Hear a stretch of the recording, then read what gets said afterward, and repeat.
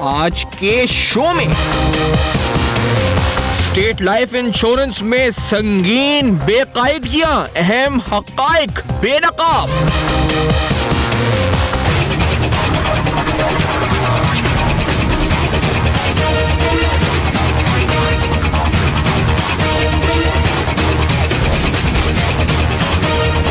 Audit report में अहम निशानदही, क्या आला ओहदेदारों की गफलत।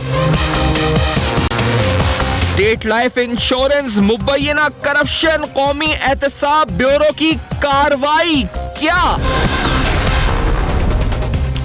अस्सलाम वालेकुम। पसे पर्दा हकाइक सनसनीखेज इंकशाफात प्रोग्राम बेनकाब में हूँ आपके साथ सैफान खान। आज इंतहाई अहम मसला, और हम जिस तरह स्टेट ओन इंटरप्राइजेस के मामलात आपके सामने लेकर आ रहे हैं, तवक्को ये रख रहे हैं कि इन मामलात के ऊपर एक्शन हो। इन मामलात पे अगर बदउनवानी या बेज़ाब्तगी की निशानदेही हो रही है, वो ऑडिट रिपोर्ट्स के थ्रू हो रही है, वो किसी एहतसाब इदारे के थ्रू हो रही है, तो उसके खिलाफ क्या कार्रवाई हो रही है। मसला इस वक्त पाकिस्तान को दरपेश चैलेंजेस का है।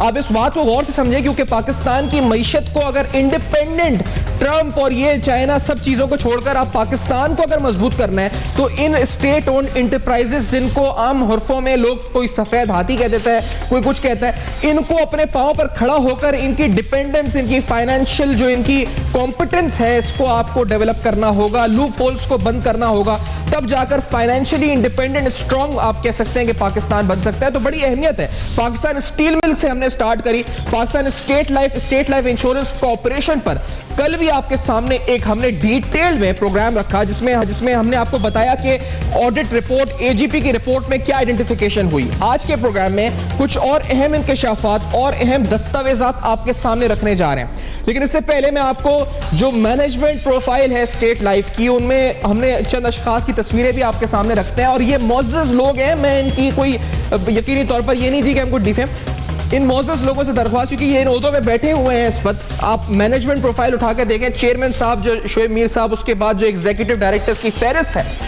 आखिरकार ये जो तमाम बदउनवानियां, ये बेज़ाब्तगियां जिसकी निशानदेही ऑडिट रिपोर्ट में हुई, जो 23 अफराद नैब ने गिरफ्तार किए, क्या इसमें इनकी मॉनिटरिंग, इनके कंट्रोल, इनकी मैनेजमेंट का कितना किरदार बनता है? बड़ा सवालिया निशान है, बहुत बड़ा सवालिया निशान है। ये आज सवालिया निशान बेनकाब में हम छोड़े जा रहे हैं कि आखिरकार वहां पर जो लोग हैं तैनात, स्टेट लाइफ की परफॉर्मेंस, स्टेट लाइफ के अंदर मुबैना बेज़ाब्तगियां, उन तमाम हवाले से मैं नहीं कहता जिम्मेदार, लेकिन वहां better internal controls, management system को इंप्रूव करना क्या जिम्मेदारी नहीं बनती वफाकी हुकूमत की भी और तमाम इदारों की जो इस वक्त देख रहे हैं, एहतसाब के इदारे भी बशमूल उसमें शामिल हैं। ये बड़ा अहम सवाल है जिस वक्त हम उठा रहे हैं। हम थोड़ी सी तहकीक करें, थोड़ी सी तहकीक, क्योंकि जो ऑडिट रिपोर्ट है उसके अलावा टेंडर नोटिसेस जिसमें प्रोक्योरमेंट रूल्स की खिलाफ वर्जी ट्रांसपेरेंसी इंटरनेशनल की तरफ से हाईलाइट की गई है, अभी मैं नहीं दिखाऊंगा वो, लेकिन नैब की 179 मेगा केसेस की जो फहरिस्त नैब की वेबसाइट पर अवेलेबल है,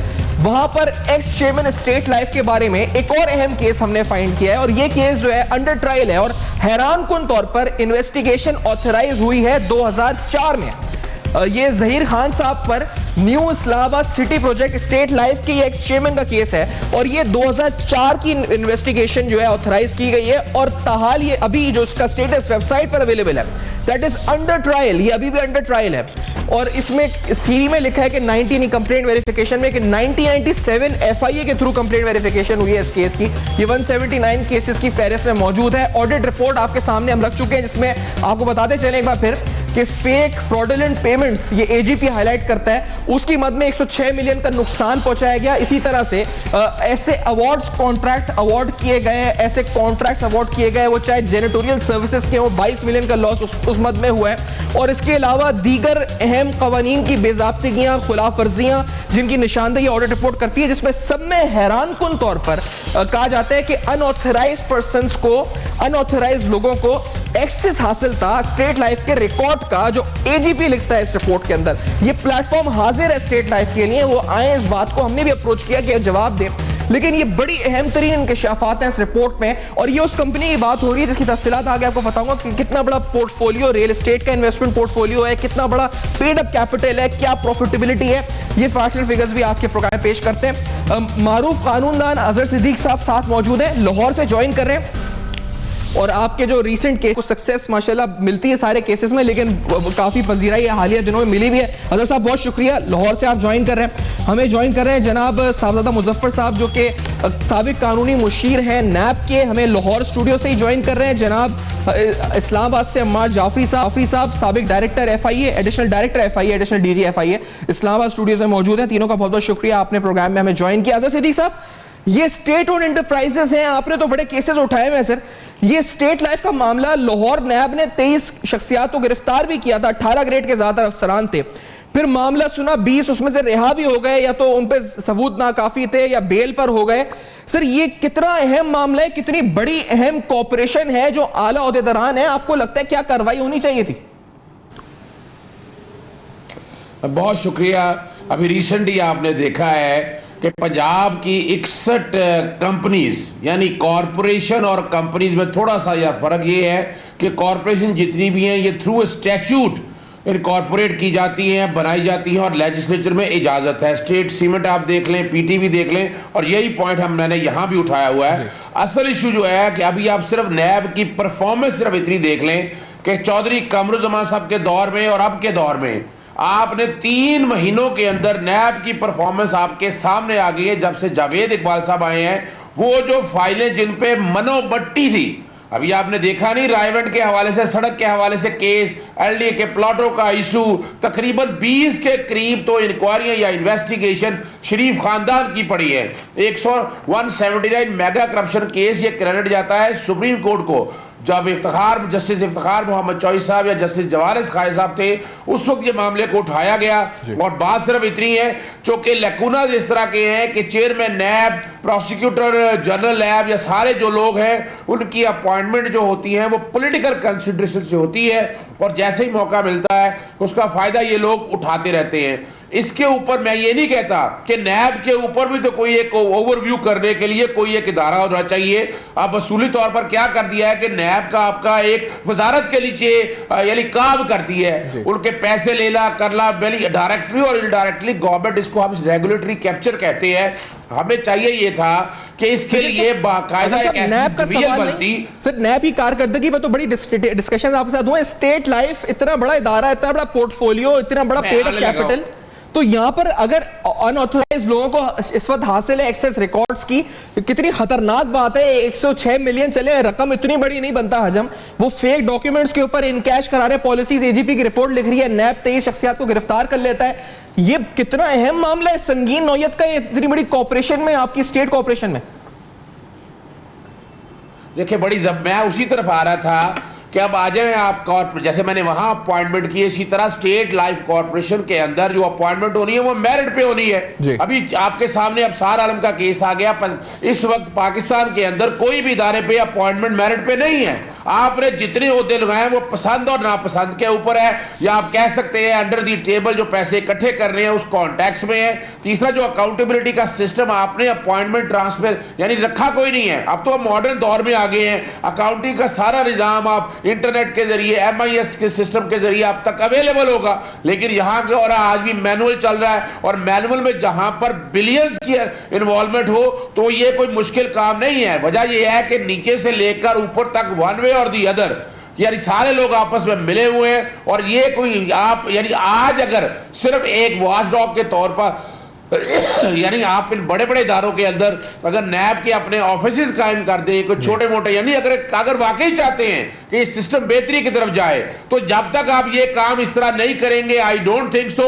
अब यही आप देख लें कि ये जो साहब हैं जो इनके हाई पोस्ट में बैठे हुए हैं, उनके पास अंडर ट्रायल केस चल रहा था इस्लामाबाद सिटी के हवाले से, और आप यही देख लें कि ये क्या इदारों में कितनी आमांगी है कि क्या आपने ये अपॉइंटमेंट करते हुए इसको देखा आपने। और ये बड़ी सीरियस सी बात है। ये सब नहीं है, लेकिन मैं तस्दीक कर दूं, ये साबिक चेयरमैन का केस है जो मैंने आपको, जिसका नैब का केस देखा है, ये मौजूदा चेयरमैन पर नहीं, साबिक चेयरमैन का केस है। मतलब ऐसे चेयरमैन गुजरे जिनके ऊपर जमीनों पर 210 मिलियन का केस है इस पर। ये अजहर सिद्दीक साहब इस्लामाबाद सिटी प्रोजेक्ट में साबिक चेयरमैन के ऊपर है, और मौजूदा भी मामला हैं, जो मौजूदा ऑडिट रिपोर्ट के मामला है जो हम आपके सामने रख रहे हैं। अजहर साहब देखिए बात वही आ गई ना, जैसे मैं अर्ज कर रहा हूं कि ये सारा कुछ आपके यहाँ, जितना बड़ा चोर है, जितना बड़ा यानी फ्रॉड में एक्सपर्ट है, यहां पर ऐसे आदमी आपको चाहिए। तभी तो व्हाइट कॉलर क्राइम के लिए नैब लॉ आया था कि इन लोगों को पकड़ने के लिए, मगर आपने ऐसे लोग खुद बिठा दिए जो मौजूद हैं इस बात के, जो रास्ता पैदा करते हैं यहां तक। और ये वाला स्कैम मैंने जैसे आपका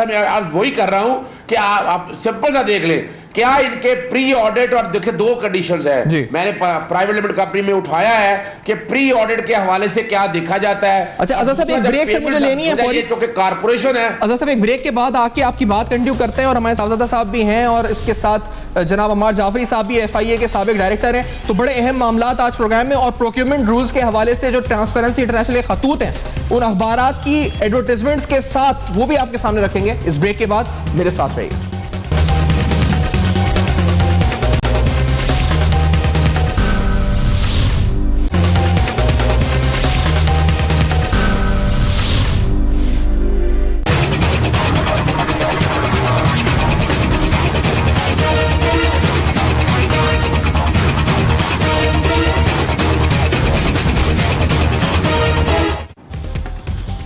वेलकम बैक। आप देख रहे हैं बेनकाब में अहम तरीन मामलात हम स्टेट ओन एंटरप्राइजेस के हवाले से आज उठा रहे हैं, और इन सवालात में स्टेट लाइफ इंश्योरेंस कॉर्पोरेशन अहम तरीन इदारा है जिसके रियल एस्टेट पोर्टफोलियो यानी इन्वेस्टमेंट पोर्टफोलियो की बात ही कर लें, इट्स इन बिलियंस। यानी इसकी खुद वेबसाइट पर आप जाएं तो उस पर लिखा है the book value is around 2.97 billion and the fair value on 31/12/2016, यानी एक साल पहले आप चले जाएं 31/12/2016 तो वो तकरीबन 31 अरब रुपए बनती है, 31 बिलियन रुपीस बनती है। इसी तरह जो पेड अप कैपिटल है, जो कंपनी 1972 में 10 बिलियन का पेड अप कैपिटल रखती थी, अब 3000 मिलियन का रखती है। वहां क्या इंटरनल कंट्रोल इतने वीक हैं कि वहां कोई अनऑथराइज जाकर उन एक्सेस ऑफ रिकॉर्ड्स कर सकता है, फेक इनकैशमेंट्स कर सकता है, इंश्योरेंस पॉलिसीज की फेक डॉक्यूमेंट्स के जरिए। ये बड़ा अहम सवाल है जिसका जवाब हम इस वक्त चाहते हैं कि हमें मिले। और ये जो आला ओहदेदारान हैं, मोअज़्ज़ज़ शख्सियात हैं, आखिर ये क्या इनके ईमा पर क्या किस तरीके से ये होता है? क्या ये वो 23 लोग जिनके सबूत भी मिले नहीं मिले, वो कोई छूट गया कोई बेल पर और किसी के खिलाफ कहा गया जी के अंडर प्रेशर उसे दस्तखत करवाया गया, ये भी हमने सुना है इस बारे में, इस केस के बारे में। तो क्या उनकी जिम्मेदारी सुपरवाइजरी कंट्रोल मैनेजमेंट की नहीं बनती थी? ये भी बड़ा अहम सवाल है। अम्मार जाफरी साहब, साबिक एडिशनल DG FIA, आपकी नज़र में सर ये इस तरह के मामलात होते हैं, आप FIA के केसेस आपने टेकअप किए हैं, टैकल किए हैं, आपको क्या लगता है सर, क्या ये फेक इनकैशमेंट्स 15 साल तक इस तरह के मामलात होते रहना, ये आला ओहदेदारान के ईमा पर होता है नहीं होता? आपकी नज़र में क्या होता है ये सारा? अम्मार जाफरी साहब, इसको किस तरह अकाउंटेबल बना सकते हैं इन इदारों को हम लोग? जी बिल्कुल बिल्कुल, जहाँ से सदीक साहब ने बात की थी कि इंटरनेट का इस्तेमाल पूरी दुनिया में हो रहा है अकाउंटेबिलिटी के लिए, मैं उधर जाना चाहूँगा। देखिए बहुत इंपॉर्टेंट इशू रेज किया आपने, इसको हैंडल करने के लिए लेट्स सी कि दुनिया में ग्लोबल बेस्ट प्रैक्टिस क्या है इसके लिए, यहाँ के मसले खुद हल हो जाएंगे। एक टेक्नोलॉजी आई है, उसका नाम है ब्लॉकचेन। ब्लॉकचेन क्या करती है कि वो हर ट्रांजेक्शन को मॉनिटर करती है, एक एक एलिमेंट को उसके। दुनिया में फोरेंसिक ऑडिटिंग और फोरेंसिक अकाउंटिंग आ गई है कि ये तो आप अरबों करोड़ों की बातें कर रहे हैं, उसके अंदर तो सैकड़ों की भी आप अकाउंटेबिलिटी कर सकते हैं। और मज़े की बात यह है कि ये जितना भी प्रोसेस है ये ट्रांसपेरेंट है और वो डिसेंट्रलाइज है, डिस्ट्रीब्यूटेड है। आपके जितने भी, मैं समझता हूँ, कॉन्ट्रैक्ट्स हैं, आपके जितने भी हमारी गवर्नमेंट जो एग्रीमेंट्स कर रही है, ट्रांजेक्शन्स हैं, ये सब के सब ब्लॉक चेन पर आने चाहिए। दुनिया के 64 मुल्क ब्लॉक चेन को रेगुलेट कर चुके हैं अपने मुल्क में। हमारे मुल्क में टेक्नोलॉजी को प्रमोट नहीं किया जा रहा। मैं स्ट्रांगली आपके प्रोग्राम के थ्रू मैसेज देना चाहूँगा रेलिवेंट लोगों को, स्टेट बैंक को, CBR को, FBR को, SECP को, कि वो फौरी तौर के ऊपर लेटेस्ट टेक्नोलॉजी का अडॉप्ट करें। देखिए हर इदारे में एक विसल ब्लोअर होते हैं जो कोई ना कोई बात करते रहते हैं और वो ईमानदार लोग होते हैं। हमारे इदारों में ईमानदार लोग हैं, उनकी कोई सुनता नहीं है।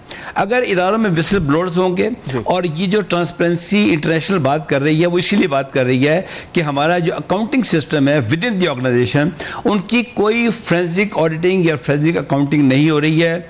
हमारे यहाँ जितने प्रोसेस चल रहे हैं उसमें ह्यूमन डिसीजन मेकिंग है। सीनियर अफसरान इसलिए करप्ट हैं कि जब उनके खिलाफ FIA NAB कार्रवाई करती है तो वो अपने आप को छुड़ा लेते हैं। आप खुद देख रहे हैं कि बिल्कुल ओपन क्राइम लोग करके छूट रहे हैं, सड़कों पे क्राइम करके छूट रहे हैं।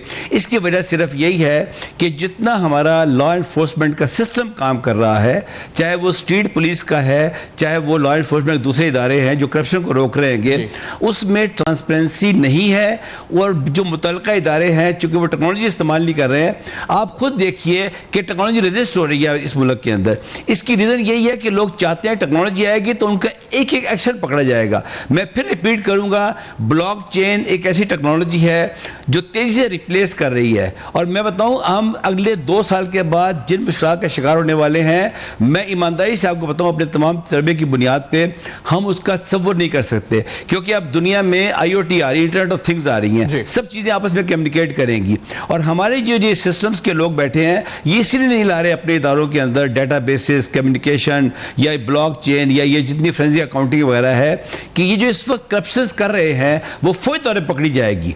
और उसको पकड़ने के लिए किसी साइंसदान की जरूरत नहीं है कि वो सिस्टम में डैशबोर्ड बने होते हैं, अलर्ट्स खुद ब खुद आ रहे होते हैं कि ये ट्रांजैक्शन है, ये ग्रीन में है, ये येलो में है, ये रेड में है। अच्छा। कुछ भी नहीं करना डिसीजन मेकर्स ने, सिर्फ रेड को वॉच करना है। रेड में वो ट्रांजैक्शन जाती हैं जो डाउटफुल होती हैं, जैसे पेपरा के रूल्स हैं, वो जो कोई रूल वायलेट होगा उसका फ्लैग फौरन चेंज हो जाएगा। मैं समझता हूँ पेपरा के रूल्स पर मैं सर आपकी सामने भी और इस पर जो साहबजादा साहब है उनके सामने भी रखना चाहूंगा। ये जो कुछ एडवर्टाइजमेंट्स जो रिसेंटली आई स्टेट लाइफ की तरफ से, ट्रांसपेरेंसी इंटरनेशनल की तरफ, इस पर यह मामला उठाया गया कि प्रोक्योरमेंट रूल्स 2004 के खिलाफ हैं। ये इस वक्त ये बड़ा अहम मामला होता है अगर, और इसमें इसके हवाले से आगे तस्हीक के इश्तिहारात भी छपे हैं। ये मैं नहीं कहूँगा कि नहीं छपे, कुछ खतूत के जवाब में तस्हीक के इशारात भी अखबार में छपे हैं, शाया हुए हैं। अब इसमें आप देखें वो टेंडर नोटिसेज हैं जो मुख्तलिफ मारूफ अखबारों में शाया हुए, जो प्रोक्योरमेंट रूल्स की खिलाफ वर्जी में शाया किए गए, जिसकी निशानदही ट्रांसपेरेंसी इंटरनेशनल ने।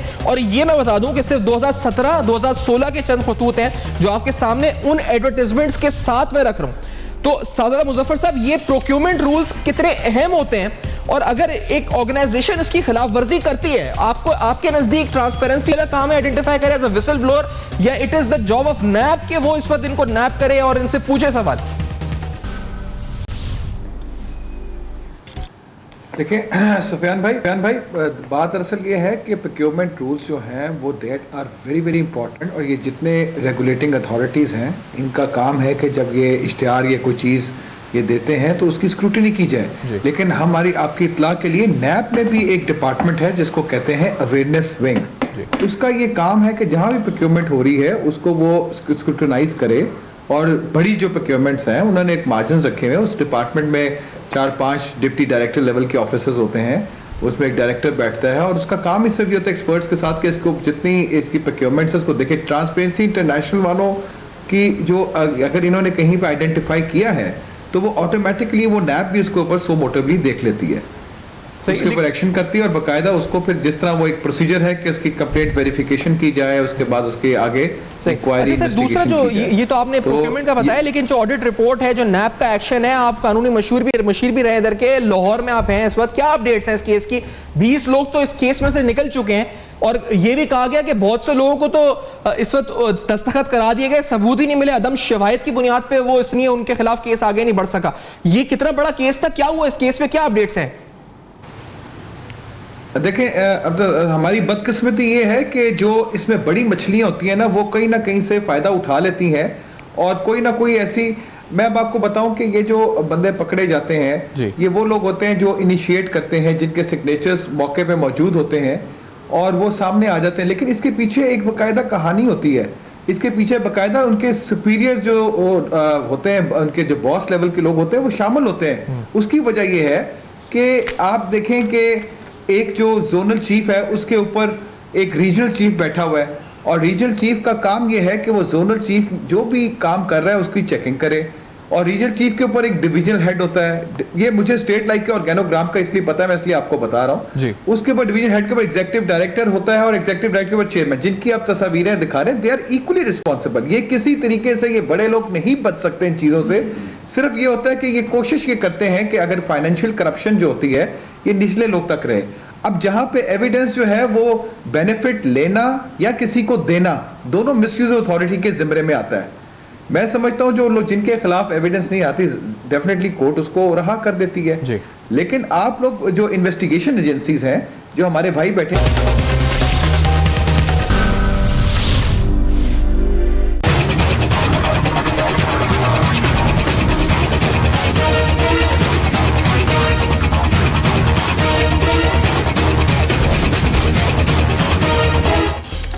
Welcome back. आप देख रहे हैं बेनकाब, जहां पर हम अहम तरीन सवाल उठा रहे हैं स्टेट ओन्ड एंटरप्राइजेस और state life insurance corporation.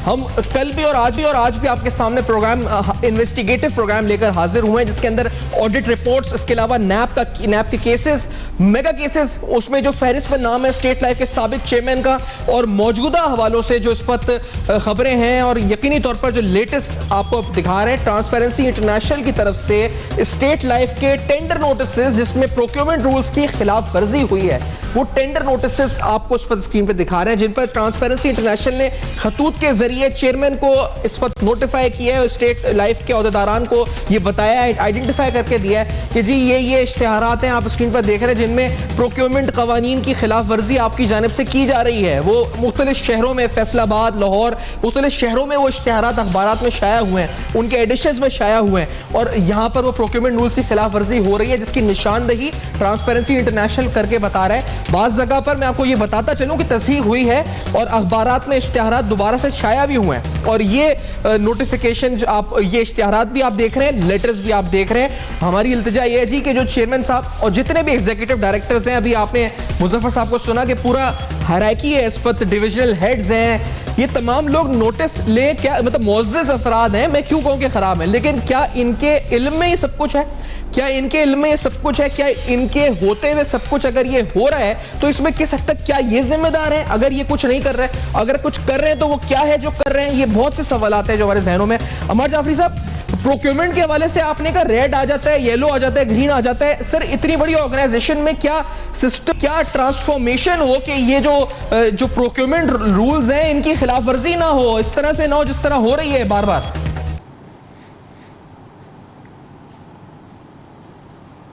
Ammar Jafri साहब मेरे साथ लाइन पर इस वक्त मौजूद नहीं है। मुजफ्फर साहब आपकी तरफ आना चाहूंगा कि अच्छा, अम्मार जाफरी साहब तक मेरी आवाज आ रही है सर?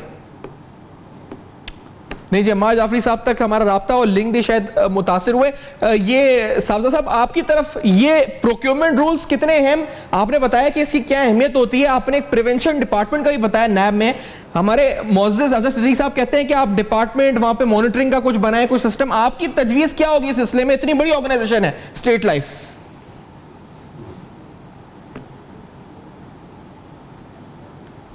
मैं इसमें इतना बताऊं सुफियान भाई कि फाइनेंशियल जो करप्शन होती है ना सर, ये ज़रा इसके ऊपर बड़ा आपने, चूँकि ये जो बड़े लोग होते हैं ये कैसे बच जाते हैं, इन्होंने अपने सबॉर्डिनेट्स पे इतना प्रेशर डाला होता है जी। एक तो इनको एक तरफ एक बिजनेस लाने के लिए कि जी कि आपने पॉलिसीज निकालें इररिस्पेक्टिव ऑफ द पोजीशन के क्या है, किस तरह है, लेकिन आपने इन एनी केस के पॉलिसीज लेकर आनी है। फिर वही जो लोग होते हैं जब वो करप्शन करते हैं तो इनकी रजामंदी इसमें इस वजह से शामिल होती है कि सेक्शन 96 जो है ना नेशनल अकाउंटेंसी ऑर्डिनेंस का, वो बड़ा वाज़ेह है। उसमें लिखा गया है कि अगर आपकी जॉब डिस्क्रिप्शन है जिसमें अगर आप हेड हैं और आपके नीचे 2 बंदे काम कर रहे हैं, अगर वो कोई कुछ करप्शन करते हैं या किसी को बेनिफिट दे रहे हैं और आप उस बेनिफिट को नहीं रोकते तो आप मिसयूज अथॉरिटी के जिम्मे में आ जाते हैं। अब ऐसे लोगों तक हम गए या ना गए, ये सबसे बड़ा सवालिया निशान है। अगर आप नहीं गए तो ये भी करप्शन है कि why not you went into those people, उनका रोल क्यों नहीं चेक किया गया। अब ये जो शुरफा बन जाते हैं बड़े लोग, ये असल में सब इन्हीं की रजामंदी से होता है। प्रोक्योरमेंट रोल्स जो हैं, ये जितनी भी प्रोक्योरमेंट ये कर रहे हैं, ये भी आप देखें कि अगर ये इंटरनेशनल ट्रांसपेरेंसी वाले ये सामने चीज़ें ना लेकर आए तो मैं समझता हूं कि वो एक बड़ा अच्छा किरदार अदा कर रहे हैं जो ये चीज़ सामने लाते हैं। और जब ये नैब इसके ऊपर कॉग्निजेंस लेता है तो यकीनन आप यकीन कीजिए 100% आज भी जो प्रोक्योरमेंट हो रही है, जो बड़े बड़े दावेदार लोग हैं कि हम 100% ट्रांसपेरेंसी करते हैं, हम ये करते हैं, यकीन कीजिए अगर इनकी भी सही मानों में ट्रांसपेरेंसी के तहत किया जाए, मैं आपको सुफियान भाई यकीन दिलाता हूँ इसमें भी करप्शन होगी। ये फाइनेंशियल करप्शन यही तो है, पहले इसका सबूत का इसका खत्म किया जाता है, इसको तैयार किया जाता है, इसमें ये भी देखा जाता है कि इन फ्यूचर ये ना पता लग सके, फिर करप्शन की जाती है। This is engineered corruption. आजकल जो करप्शन है वो इंजीनियर्ड करप्शन है। इस तक पहुंचना ये बड़ा अल्लाह के फजल से हमारा जो इस टाइम पे जो चेयरमैन साहब आए हैं नैब के, इन्होंने एक बड़ा अच्छा एक शुरू किया है कि इन्होंने कहा कि जो भी जिसको मुझसे शिकायत है या कोई ऐसी चीज एक दिन मुकर्रर कर दिया है, और वो अपने एंड पे भी कर दी, रीजनल ब्यूरोस पे भी कर दिया है। मेरा ख्याल है कि ये सारी जहां पे जिसको पब्लिक, आपको पता है कि एक लेकिन मैं माजरत कहूं, ये सर इन्होंने नोटिस तो लिए हैं बहुत से मामलात के जनाब मुजफ्फर साहब, लेकिन काम भी आवाम को ये ऐसा मामला है तो हमें बताया गया कि कंप्लेन आप लॉन्च करें, कंप्लेन अगर होती है, हमें दस्तावेज की सूरत में कोई कंप्लेन आती है, then we can take action on this. अब जैसे ये है, जैसे स्टील मिल का हमने उठाया इस प्रोग्राम के प्लेटफॉर्म से, तो ही टुक नोटिस। अब यहां पर अगर नैब ने ये केस उठाया, 23 लोग गिरफ्तार हुए, स्टैंडिंग कमेटी ने एक्शन लिया ऑन कॉमर्स ने, फिर अब ये केस किधर है, हम किससे पूछें जाके क्या होगा, इस केस का क्या हुआ, 20 लोग रिहा हुए, क्या हुआ आगे? जिस तरह आप खुद कह रहे हैं कि इसमें मुलव्विस हो सकते हैं आला ओहदेदारान, तो फिर क्यों नहीं एक्शन हुआ? क्या नैब के चेयरमैन को नोटिस देना चाहिए? क्या होना चाहिए इसका प्रोसीजर?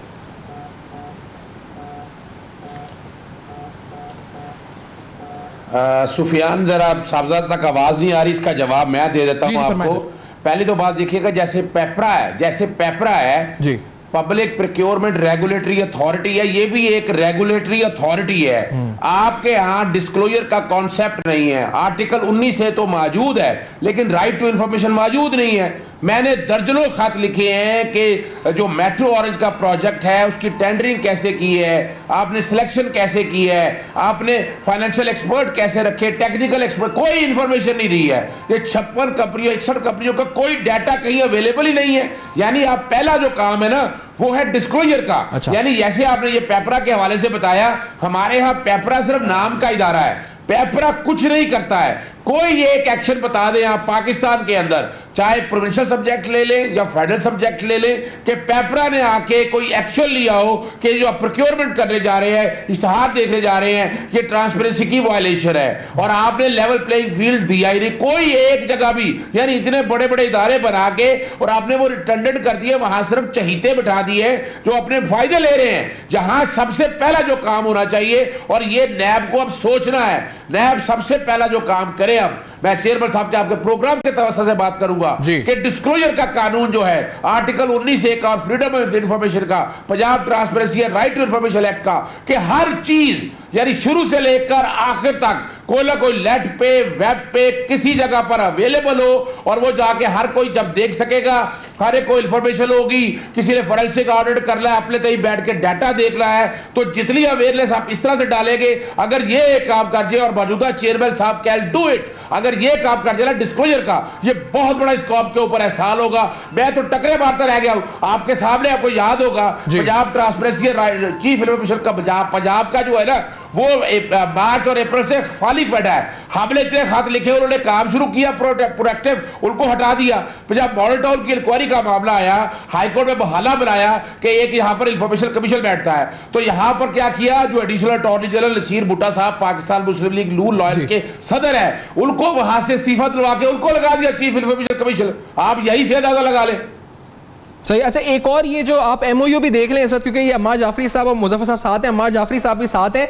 ये एमओयू वो है जो ट्रांसपेरेंसी इंटरनेशनल के साथ दस्तखत हुआ है और अप्रैल 2010 में दस्तखत हुआ है स्टेट लाइफ की तरफ से। 3 नौकरी इंटेग्रिटी पैक्ट कहा गया इसको। इसमें कुछ क्लॉजेज हैं और शायद इसी वजह से ट्रांसपेरेंसी इंटरनेशनल जो है ये मामलात को इनके सामने भी लेकर, हमने आपको बताया कि किस तरह तस्दीक के इश्तिहारात भी आते हैं, लेकिन हैरानकुन तौर पर ये प्रोक्योरमेंट रूल से खिलाफ वर्जी होती है जिसकी आइडेंटिफिकेशन टीआईपी करता है, ट्रांसपेरेंसी करता है। तो अम्मार जाफरी साहब, आप एक सॉफ्टवेयर या फिर आप ऑटोमेटेड सिस्टम की बात कर रहे थे। सर, इतना बड़ा अदारा स्टेट लाइफ, इतने बड़े बड़े ओहदेदार हैं, हम बात रहे हैं कि ये लोग, क्या इनकी नजर में नहीं होगा ये आइडियाज जो आप बता रहे हैं, क्या इनको पता नहीं होगा इन आइडियाज के बारे में? क्या ये अभी इन्हें पता नहीं कि मार्केट किस तरह ग्रो कर रही है, एडवांसमेंट है? क्या गवर्नमेंट ऑफ पाकिस्तान को नहीं पता? आपको क्या लगता है, क्या फेडरल गवर्नमेंट चाहती नहीं है, विल नहीं है, या are they not aware of this?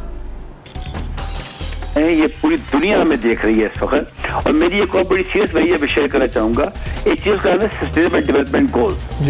ये सारा गोल्स है और इसके अंदर ट्रांसपेरेंसी को बहुत ज्यादा अहमियत दी जा रही है कि पूरी दुनिया ने अपने डैशबोर्ड बना लिए हैं कि सेहत में, तालीम में, ज़राअत में, गवर्नेंस में, क्लाइमेट चेंज में कहाँ कहाँ ट्रांसपेरेंसी हो रही है नहीं हो रही है, कैसी चीजें आगे मूव कर रही हैं। मैं ये समझता हूँ जो अभी बात हो रही थी, अजहर साहब कर रहे थे, एक्सेस टू इन्फॉर्मेशन बहुत जरूरी है क्योंकि हमारे रूल तो बन गया है कि जी एक्सेस होनी चाहिए। आप लेना जाए, आप किसी राय के पास जाएंगे जी आप ये मालूमात दें, वो इतने चक्कर लगवाएंगे कि आप डिस्करेज होकर कोई और काम करेंगे। मैं समझता हूँ ये जो सारा निजाम है ये टेक्नोलॉजी बेस्ड इमीडिएटली कन्वर्ट होना चाहिए और इसके अंदर ये जो इसकी जिम्मेदारी है ये फेडरल गवर्नमेंट को लेनी पड़ेगी।